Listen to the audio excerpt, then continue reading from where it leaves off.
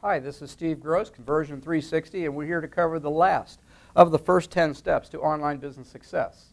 At this point, what we're doing is we're basically creating an opportunity to constantly review and modify for what we've already seen and done.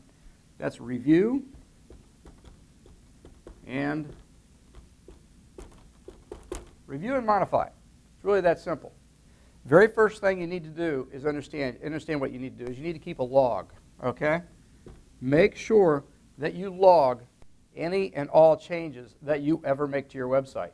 Log what the importance of that change was. You need to log why you changed it, and if it's an analytical approach, meaning that you're trying to improve conversion or improve the time spent on a page, make sure you log what the time was on that page before you made the change. Make sure you understand what the conversion was before you make that change. Extremely important. Don't get in a hurry.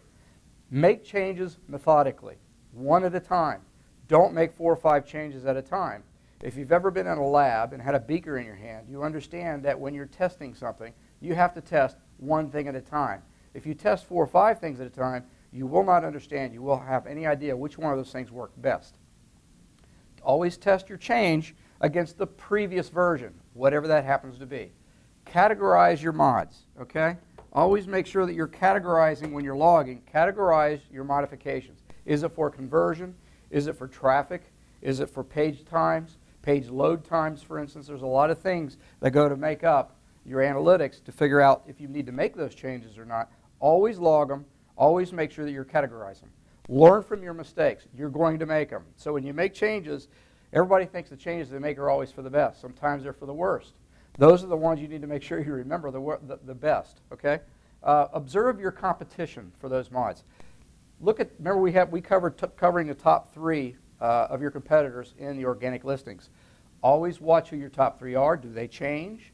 What do they change on their website? There's tools out there you can use to monitor their site to alert you when they make changes. Notice if they're making the same changes that you think you ought to make. If they have made changes, watch them for a while to see if they stick with them. Quite frankly, they could be split testing and it doesn't work.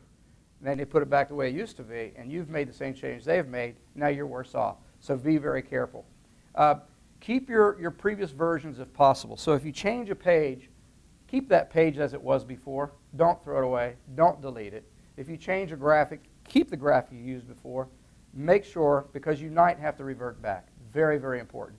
And above all, in the review and modification period, remember, this is a constant process. It's not a one-time process. It's not a, if you build it, they will come. You have to constantly build. You have to constantly review and modify and perform your analytics.